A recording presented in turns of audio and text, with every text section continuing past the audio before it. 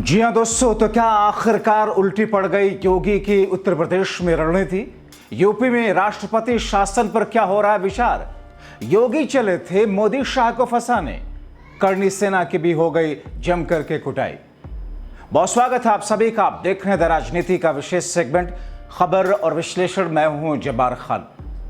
दोस्तों, आखिर बीते 2 दिनों के भीतर ऐसा क्या हो गया जिसकी बुनियाद पर यह कहा जाने लगा कि दिल्ली में उत्तर प्रदेश को लेकर के राष्ट्रपति शासन लगाने पर विचार चल रहा है।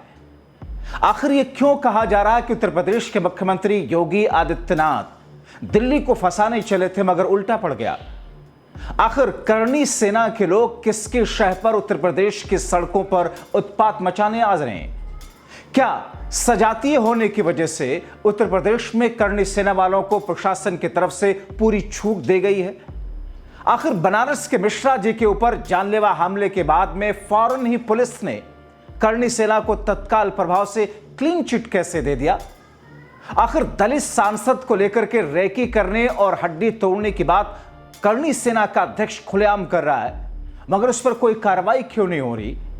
क्या उत्तर प्रदेश के शासन, प्रशासन और पुलिस की कोई ये रणनीति थी जिसमें और जिस जाल में खुद ही अब योगी आदित्यनाथ फंसते नजर आ रहे हैं।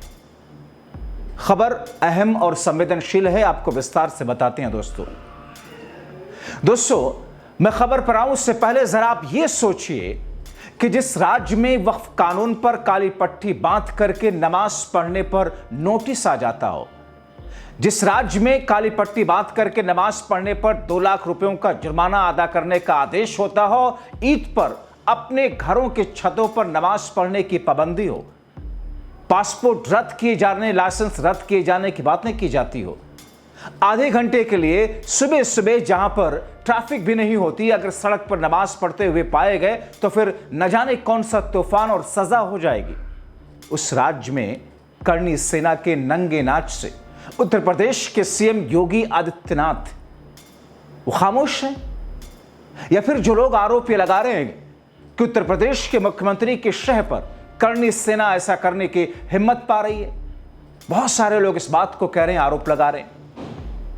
बनारस काशी मिश्रा जी पर कातिलाना हमला जिस अंदाज में पुलिस प्रशासन मुख्य दर्शक बना रहा, जिस तरीके से इस पर करनी सेना जिसे क्लीन चिट पुलिस दे देती है, इसे क्या कहा जाए। एक दलित सांसद पर दिन दहाड़े हमला, घर तोड़े जाते हैं, प्रशासन खामोश है। दलित की बेटी संग रेप और घर जला दिए जाते हैं, प्रशासन खामोश है। एक जस्टिस मुसलमानों को देशद्रोही कठमुल्ला कहता है, योगी खामोश हैं या फिर समर्थन करते नजर आते हैं। एक पुलिस अधिकारी मुसलमानों को धमकाता है, गुजिया और समय का फर्क बताता है, जुमे को साल में 52 बार आने वाला जुमा बताता है, उस पर योगी खामोश हैं या फिर सपोर्ट करते हैं। और यह आज नहीं, पहले से होता आ रहा। दोस्तों, हाल में सुप्रीम कोर्ट कहता है कि उत्तर प्रदेश में कानून व्यवस्था ऐसा लगता है कि रही ही नहीं जैसे लग रहा है, मगर फिर भी कोर्ट खुद से संज्ञान नहीं लेता। आखिर चल क्या रहा दोस्तों। तो क्या मौजूदा वक्त में उत्तर प्रदेश की सड़कों पर जो कुछ हो रहा है उस पर पुलिस और प्रशासन की सहमति है। अखिलेश यादव सड़कों पर उतरकर अखिलेश यादव जिस अंदाज में जो बातें कह रहे हैं, उन बातों को लेकर के भारतीय जनता पार्टी तिलमिला क्यों रही है। क्या वाकई उत्तर प्रदेश की कानून व्यवस्था की स्थिति चरमराई हुई जो दिख रही है, इसके पीछे कोई खेल है, कोई रणनीति है जिसमें दिल्ली अपना फायदा उठाना चाहता है, जिसमें उत्तर प्रदेश के मुख्यमंत्री या फिर भारतीय जनता पार्टी अपना फायदा उठाना चाहती है, यूपी की बीजेपी की यूनिट। आखिर माजरा क्या है दोस्तों, आपको विस्तार से बताते हैं कि बात आई कहां से कि राष्ट्रपति शासन लगने के विचार किए जा रहे हैं। सबसे पहले आप जानिए कि किस तौर पर आपने देखा द राजनीति पर वीडियो कि कैसे बनारस के मिश्रा जी जिन पर कातिलाना हमला हुआ, पुलिस फौरन करनी सेना को क्लीन चिट दे देती है। दोस्तों, वाह यूपी पुलिस, या फिर कहें वाह योगी जी। करनी सेना के द्वारा हत्या करने के संदर्भ में महोदय, मैं प्रार्थी हरीश मिश्रा और बनारस वाले मिश्रा जी पुत्र राधे कृष्ण मिश्रा श्री 19/59 के काशी विद्यापीठ वाराणसी आज दिनांक 12/4/2025 को दिन शनिवार लगभग 1:45 पर करणी सेना के द्वारा मेरे हत्या की नियत से मेरे ऊपर मेरे घर के पास जानलेवा हमला कर दिया। हमलावरों ने धारदार चाकू और तमंचा यानी पिस्टल का इस्तेमाल करते हुए गैंग बनाकर मेरे सीने पर और मेरे ऊपर हमला किया, जिससे मुझे काफी चोटें आए। हमलावर द्वारा तमंचा का भी इस्तेमाल किया गया। हमलावर लगभग 8 और 9 की संख्या में थे।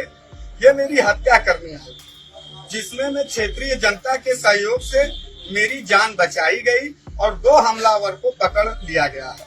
क्षेत्रीय जनता ने थाने को अपराधियों को सौंप दिया है। अतः श्रीमान जी से निवेदन है कि असलहा बरामद करते हुए आरोपियों के ऊपर उचित से उचित कार्रवाई करने की कृपा की जाए। दोस्तों, जिस शख्स के ऊपर कातलाना हमला हुआ, हमने इनके पूरे शरीर को दिखाया नहीं आपको, इनके बयान के बीच में क्रॉप करके दिखाया है ताकि विचलित करने वाली तस्वीरें आपको ना लगें, बच्चों और दूसरे लोगों के लिए विचलित करने वाली महसूस ना हो। मगर जिस अंदाज में इनके ऊपर में कातलाना और काराना हमला किया गया, जिस तरीके से उन पर जानलेवा हमला किया गया और जो आरोप वो लगा रहे कि साहब सारे हथियारों से लैस होकर के आए थे, उत्तर प्रदेश की कानून व्यवस्था पर एक सन्नाटेदार तमाचा है या फिर उत्तर प्रदेश की लॉ एंड ऑर्डर के ऊपर। दूसरा वीडियो आप देख लीजिए, रायबरेली का इलाका, सांसद राहुल गांधी, मगर उत्तर प्रदेश की मुख्यमंत्री, वहां की कानून व्यवस्था, वहां की शिक्षा स्वास्थ्य की जिम्मेदारी तो सरकार की है। इस वीडियो को देखिए, एक छोटा सा बच्चा ठेले पे लाद करके गंभीर चोटिल हालत में मरीज को अस्पताल ले जाता है। उसकी मां पीछे पीछे चलती है। मुश्किल से 10-11 साल का बच्चा होगा। उत्तर प्रदेश की पुलिस प्रशासन, स्वास्थ्य महकमा, स्वास्थ्य व्यवस्था, हर कोई मूकदर्शक बना हुआ है। ये तस्वीरें विचलित करती हैं दोस्तों।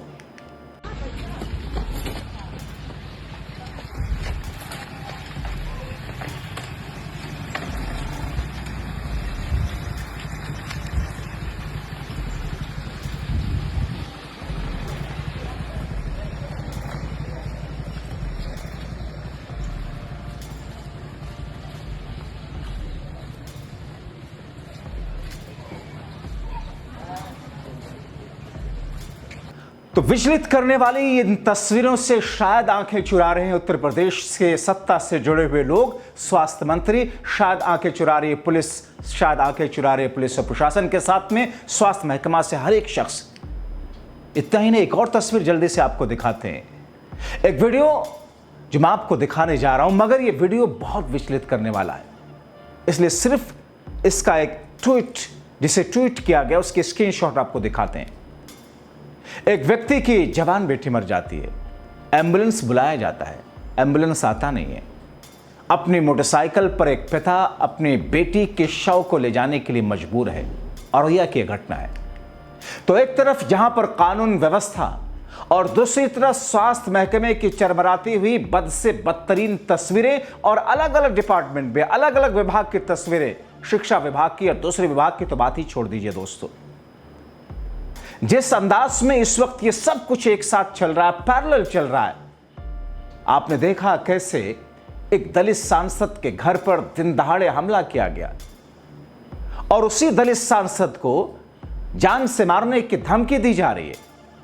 मैं आपको किसी टेक्निकल रीजन की वजह से वो वीडियो दिखा नहीं सकता, वो बयान दिखा नहीं सकता। करणी सेना का अध्यक्ष खुद को बताता है, और है वो करणी सेना के अध्यक्ष।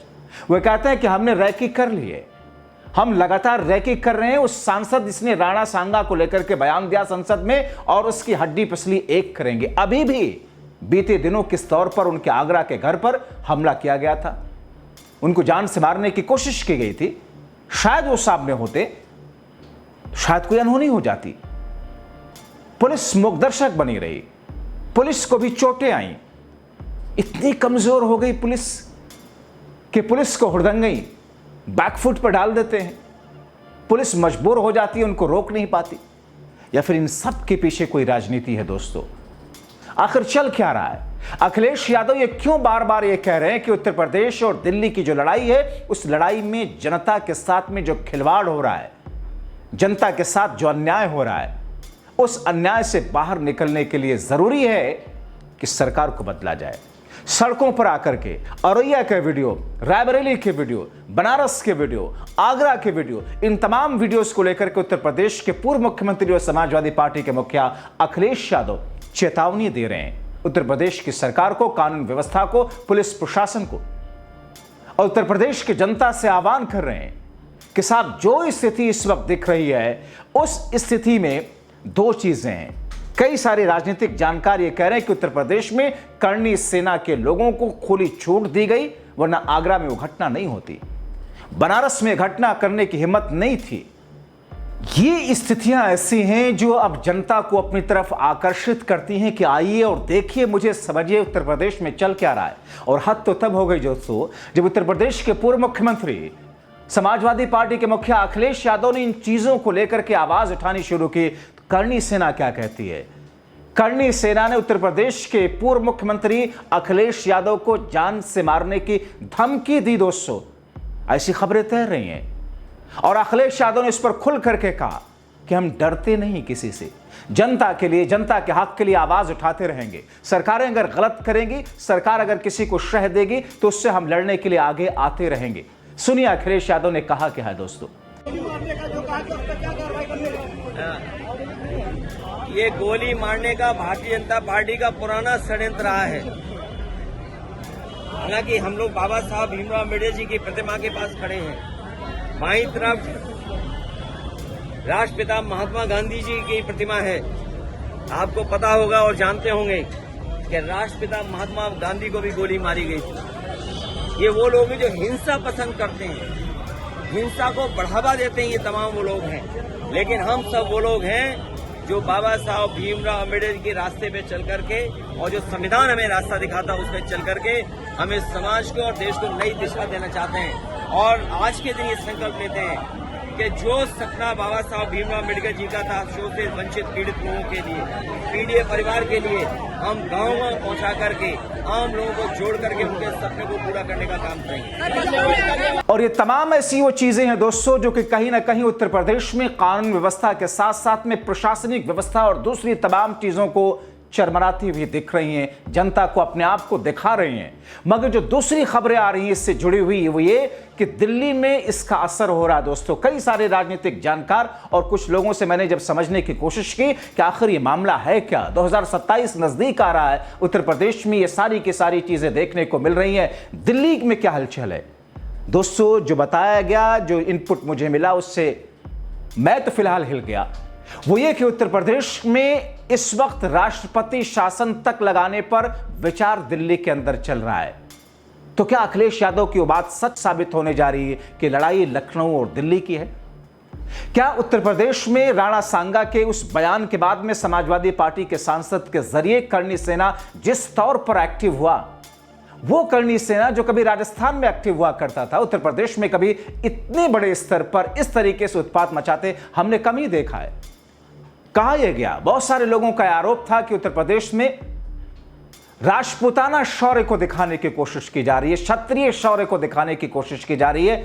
और इत्तेफाक के उत्तर प्रदेश के मुखिया उसी सजाती से आते हैं, ठाकुर समाज से आते हैं। कई सारे लोग इस बात पर खुल करके आरोप लगा रहे हैं कि सरकार की तरफ से शह है, इसलिए इन लोगों के खिलाफ में वैसी कार्रवाई नहीं होती है जैसे किसी दूसरे अल्पसंख्यक से जुड़े हुए लोगों के साथ में होती है। काली पट्टी बात करके नमाज पढ़ने में काली पट्टी, किसी को कोई हानि नहीं दोस्तों।